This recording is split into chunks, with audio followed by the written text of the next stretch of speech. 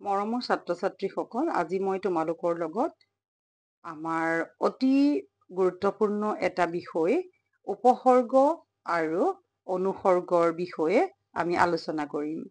এতিয়া তোমালোকে চোৱা যে উপসৰ্গ অনুসৰ্গ দুইটা বেলেগ বেলেগ হলেও কিন্তু আমাৰ দুইটাতে এটা শব্দ আছে, কমন শব্দ, সেইটো হৈছে সৰ্গ। এতিয়া সৰ্গ মানে হৈছে এনেকুৱা কিছুমান বৰ্ণ বা বৰ্ণ সমষ্টি যিয়ে শব্দৰ আগত বা পিছত বহি এটা নতুন শব্দৰ সৃষ্টি কৰে। কিন্তু এই সৰ্গসমূহে নিজে নিজে অৰ্থ প্ৰকাশ কৰিব নোৱাৰে, কিন্তু ইহঁতে অন্য শব্দ, ধাতু বা প্ৰাতিপদিকৰ আগত বা পিছত বহি কিছুমান বিশেষ্য বা বিশেষণ শব্দ সৃষ্টি কৰে বা উৎপন্ন কৰে। এতিয়া আমি চোৱা উপসৰ্গৰ বিষয়ে আমি চাম। উপসৰ্গসমূহে সদায় ধাতু বা প্ৰাতিপদিকৰ আগত বহি নতুন শব্দ সৃষ্টি কৰে। আমি চাব লাগিব যে সংস্কৃতৰ উপসৰ্গসমূহ আমাৰ অসমীয়া ভাষাতো সমান্তৰালভাৱে ব্যৱহাৰ হৈ আছে। এই উপসৰ্গ হৈছে 20টা। আৰু এতিয়া এই 20টা উপসৰ্গ আমি কেনেকে হয় আমি চাম। তোমালোকে চোৱা যে যিবোৰ অব্যয় ধাতুৰ আগত বহি বিভিন্ন অৰ্থ প্ৰকাশ কৰে সেইবোৰকে উপসৰ্গ বোলে। যেনে উপসৰ্গ 20টা: প্ৰ, পৰা, অপ, সম, নি, অব, অনু, নিৰ, দূৰ, বি, অধি, সু, উৎ, পৰি, প্ৰতি, অভি, অতি, অপি, উপ, আ। এতিয়া ইয়াৰ পিছত তোমালোকে চাব লাগিব যে আমাক কেতিয়াবা এনেকে দিয়ে যে এই 20টা উপসৰ্গ আমি কি কৰিব লাগিব যে আমি অসমীয়া ভাষাত কিদৰে ব্যৱহাৰ হয় তাক আমি চাম। তাৰ আগতে তোমালোকে চোৱা যে 20টা উপসৰ্গ তোমালোকে মনত ৰাখিব লাগিব। বহীত তোমালোকে লিখি ল'বা আৰু উপসৰ্গসমূহ কিদৰে নতুন শব্দত সৃষ্টি হৈছে সেইটো আমি চাব লাগিব। এতিয়া তোমালোকে চোৱা, প্ৰ বুলি কলে প্ৰদীপ, প্ৰমাণ, প্ৰণয়। প্ৰাণ বুলি কলে আমি প্ৰৰ লগত আমি প্ৰাণ দিলে আমি এটা বাক্য ৰচনা কৰিব পাৰো যে ভাৰতৰ স্বাধীনতাৰ বাবে বহু লোকে নিজৰ প্ৰাণাহুতি দিছিলে। অভিমান, অভিনৱ, অভিনয়। আমি বাক্য ৰচনা কৰিব পাৰো যে অভিনয় এটা কলা। প্ৰতি মানে প্ৰতিদিন, প্ৰতিপদ, প্ৰতিভা। প্ৰতিভা সকলো শিশুৰ ভিতৰত এটা প্ৰতিভা লুকাই থাকে। এতিয়া উৎ বুলি কলে উৎপাত, উৎপীড়ন, উদ্গতি। অনুমান। প্ৰশ্নটোৰ উত্তৰ দিয়াটো দূৰৰে কথা, অনুমান কৰাটো টান আছিল। ছাত্ৰ-ছাত্ৰীসকল, আমি উপসৰ্গৰ পৰা শব্দবিলাক যেনেকে আমি ললো, বনালো, ঠিক তেনেকে নতুন শব্দ যেনেকে আমি সৃষ্টি কৰিলো। তোমালোকে চোৱা, আমাৰ প্ৰত্যেকবাৰে আমাৰ হাইস্কুল শিক্ষান্ত পৰীক্ষাত আমাৰ খুব ইম্পৰ্টেণ্ট উপসৰ্গ আহে। তেতিয়া আমি কি কৰো, এই উপসৰ্গৰ পৰা আমাক মাথো নতুন শব্দ সৃষ্টি কৰিব দিয়ে। কিন্তু এতিয়া যিহেতু অকনমান পৰীক্ষা পদ্ধতি সলনি হোৱাৰ কাৰণে তোমালোকক উপসৰ্গৰ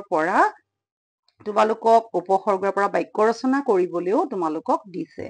তোমালোকে বাক্য ৰচনা তেনেকে প্ৰত্যেকটো নতুন শব্দ সৃষ্টি কৰিব পাৰিবা। তোমালোকক মই এইকেইটা কৰি দিছো, তোমালোকে বাকী কেইটা কৰিব নিশ্চয় পাৰিবা। ইয়াৰ পিছত আমি আহিলো অনুসৰ্গলৈ। এতিয়া তোমালোকে চোৱা, অনুসৰ্গ বুলি কলে চোৱা, অনুসৰ্গসমূহ হৈছে উপসৰ্গৰ সম্পূৰ্ণ বিপৰীত। অনুসৰ্গবোৰে কি কৰে, একেটা বাক্যতে থকা ক্ৰিয়া বা অন্য পদৰ পিছত বহি সিহঁতৰ অৰ্থ বিশেষভাৱে বুজায়। সেইবোৰকে অনুসৰ্গ বোলে।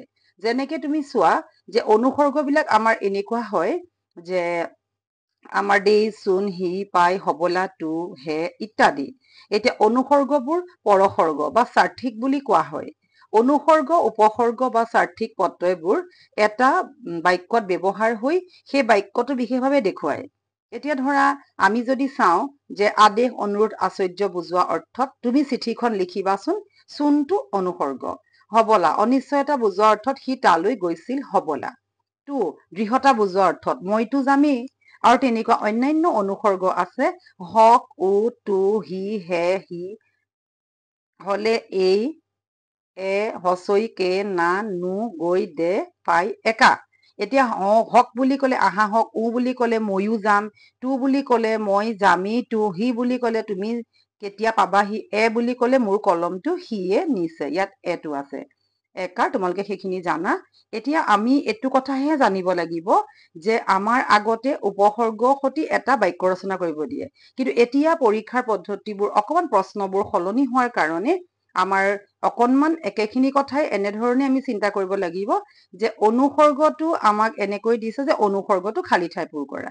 খালী ঠাই পূৰ কৰোতে তুমি চিঠিখন এতিয়া কোনোবাই ধৰা লিখাচোন ক'বনে নে লিখা হবলা ক'বনে, সেই আমি অনুসৰ্গটো বাক্যত খালী ঠাইটোত পুৰাব লাগিব। কিন্তু মই মন কৰিছো বহু সময়ত ছাত্ৰ ছাত্ৰীয়ে অকমান পাহৰি গৈছে বা কি কৰিব এনেকুৱা। কিন্তু এইটো এইকাৰণেই হৈছে যে বাক্যটোৰ লগত যদি আমি অনুসৰ্গ শিকিবলৈ যাওঁতে যদি অকল চোন হবলা দেই এনেকে 3টা শিকি থলো, বাকীখিনি আমি কনফাৰ্ম নহয়, সেইকাৰণে হয়তো সেই সমস্যাটো হৈছে। নহবা তোমালোকে নিশ্চয় পাৰিবা। গতিকে মই আশা ৰাখিছো তোমালোকে এতিয়াৰ পৰা অনুসৰ্গ বুলি ক'লে অকল অনুসৰ্গ চোন হবলা তো হক উ তু হি হে এই সকলোবোৰ কে না নু গৈ দে পাই একা সকলোবোৰ শিকি থলে তোমালোকে নিশ্চয় খালী ঠাই দিলে তোমালোকে বাক্যটোৰ লগত খাপ খোৱাকে পটককে লিখিব পাৰিবা। সেইকাৰণে মই আশা কৰিছো তোমালোকে এনেধৰণে যে মোৰ কিতাপখন কাইলৈ আনিবা দেই এনেকৈ, বা যি ধৰণে তোমালোকৰ অনিশ্চয়তা তেওঁ ভাত তুমি ভাত খালা হবলা অনিশ্চয়তা, এনেকৈ আমি যিবোৰ ব্যৱহাৰ কৰিছো বা মই তোমালোকক উদাহৰণ দি দেখাই দিছো, তোমালোকে এই ধৰণে চেষ্টা কৰিবা, নিশ্চয় পাৰিবা। এই দুটা সদায় কাৰণে কমন কুৱেশ্যন হয়, উপসৰ্গ আৰু অনুসৰ্গ মোষ্ট ইম্পৰ্টেণ্ট।